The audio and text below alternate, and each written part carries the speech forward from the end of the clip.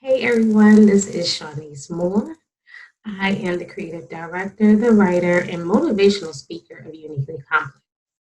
So I know you're wondering, what does uniquely complex mean? Well, we are unique creatures. Us women are very unique creatures, and we're very complex. We have different moods, we have different personalities depending on what time of the month it is. You know what I'm talking about? So that is how the name of Uniquely Complex came about. And so, with Uniquely Complex, what we do is we focus on motivating women to love on themselves and defeat that self doubt that they may have so that they can start working on finding their purpose. I know a lot of us struggle with that. And for me, it took me almost 40 years to figure out what my purpose was. I just found out 2 years ago, February 2018, when I created Uniquely Complex. And so on today, I want to talk about the pieces that goes to your purpose. Yes, pieces to your purpose. So a lot of us may not have automatically known what our purpose was growing up or even as an adult. We still struggle with it, right? And so as a kid, discovering your purpose probably didn't come easy. In general, it doesn't come easy for most people. Not all, but most people, it's a struggle sometimes. And so some people may know they wanted to be a nurse since they were a child and love it, and they still work in it. They played nurse, they went to school for nursing, they intern or externship for a nurse, and then now they're a nurse and they love their job. They love what they do. So they always knew what their purpose was. Well, that's not always exactly how it is for most of us, right? So for me as a kid, I was not that kid. First, I started playing teacher. Had my little doll babies and my little stuffed animals, and they were my class that I taught. I remember that vaguely, like 6, 7 years old. Then when I got in high school, I started to actually be interested in fashion design. Like I like to draw. Like I actually would draw clothes and stick figures with the clothes and all of that. And I even submitted some of my designs to a comic book called Katie King. And I don't know if anybody remembers that comic book. That probably is telling my age, but that's okay. But my drawing actually got selected as one of the designs that they put on the character in the comic book. So I was just so excited about that. And I was like, okay, this must be it. So I even took fashion design for in high school, learned how to create patterns, even had to make a suit for my vinyl. Like, I mean, I loved it. So I even went to school for it for 2 years, graduated with honors. But then once I graduated and I went to go work in the industry, now this was back in 98. Again, I'm telling my age. And I'm in New York. Well, um, yeah, reality hit and you don't start making money too good doing that. So that kind of took a turn for me because I was like, okay, I need to make a little bit more than this because student loans going to start kicking in, right? So I went back home from Philadelphia and went to school to finish for my bachelor's degree in marketing. Well, I figured that still is kind of close to fashion merchandising in my head, right? So when I graduated from there, I ended up working at a call center full time, doing car note collections. That has nothing to do with fashion or marketing. So, how many of y'all been there, right? You went to school, well, not everybody goes to college, and which is perfectly fine. But how many of us went to school to do one thing and then we went and worked at something else? So after I did that, then I started working in social work. Okay, again, that's two totally different things. Went from collections to social work, right? So, but actually, the social work, I was like, oh wow, I get to help people, get benefits and help them along their way to help them try to get self sufficient. I actually worked in that industry for almost 10 years, actually. Um, but as time went on, as I got older, it was all about really making more money, because I did have children that I had to raise and feed. And so it was all about promotion, promotion, promotion for me.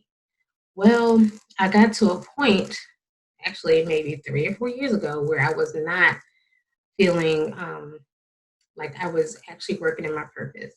The money was not it. Like I still was not fulfilled in what I was doing. And so, your purpose is something that comes in pieces, like I said. So even though I went through those different jobs, those different kind of environments, they actually help to where I am now, believe it or not, because I had to work with different people. I had to know how to handle different attitudes. I had to know how to handle different personalities. I was able to see so many different things out there working at different agencies from private to public.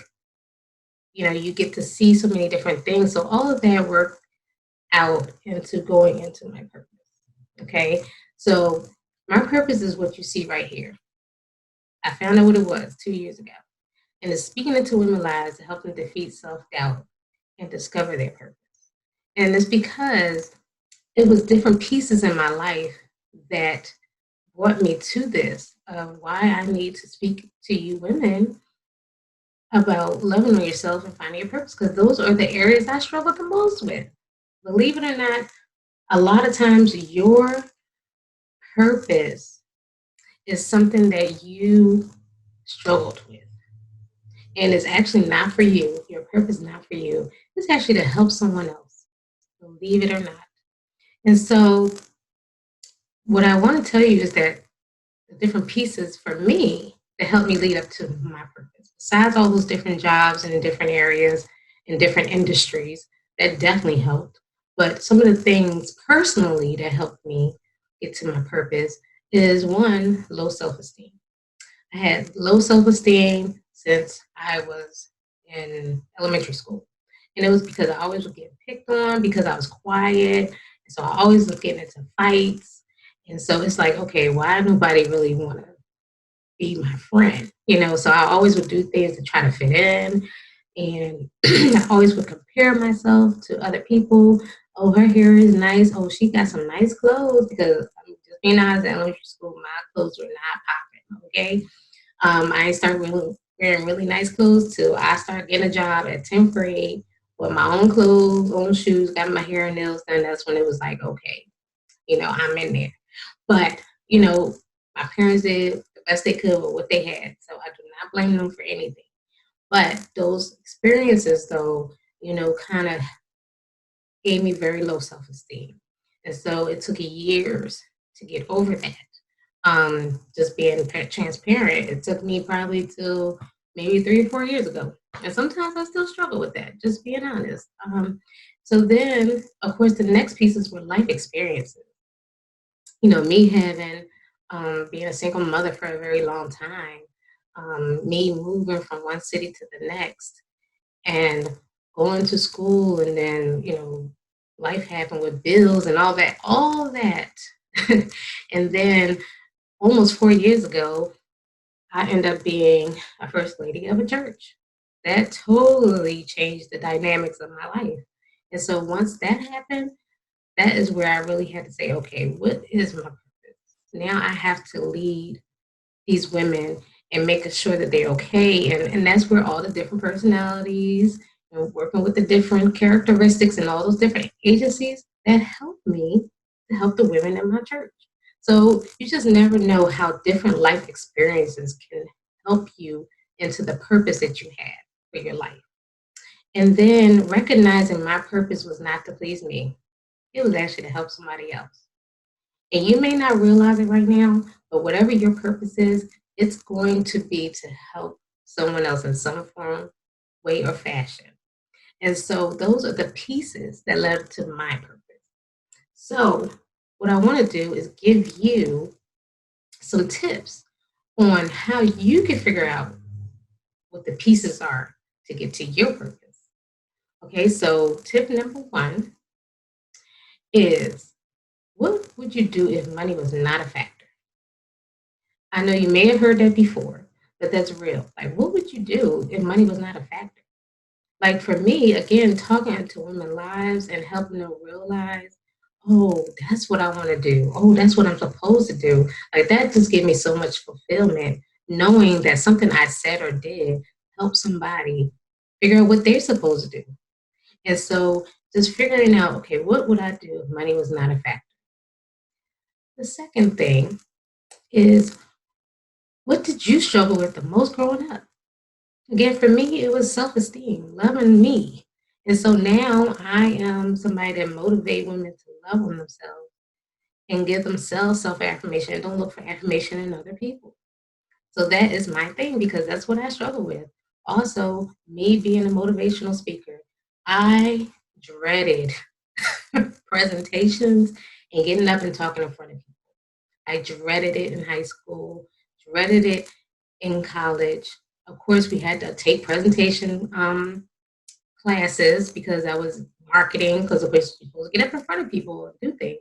And so it had been a struggle for me getting up in front of people and talking to people. So who knew that this would lead to me being a motivational speaker? See, you just never know how all those pieces fall into place. Me learning how to do presentations and talk in front of people, taking different trainings for work on how to be a better trainer, all helped me with where we at now, believe it or not. Tip number 3, and that's the final tip. Can your life experience, knowledge, and or expertise in a particular area be used to help someone else? So just jot down, what are you good at? What are you very knowledgeable in? What is something in your life that you think will help somebody?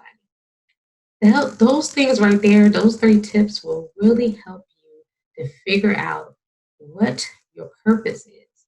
At least it'll get you started. You have to start somewhere.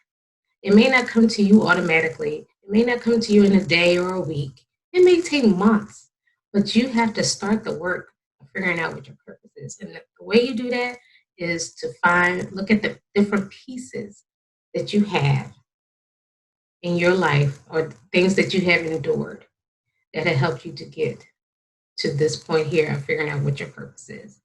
So again, take those tips, jot down those things.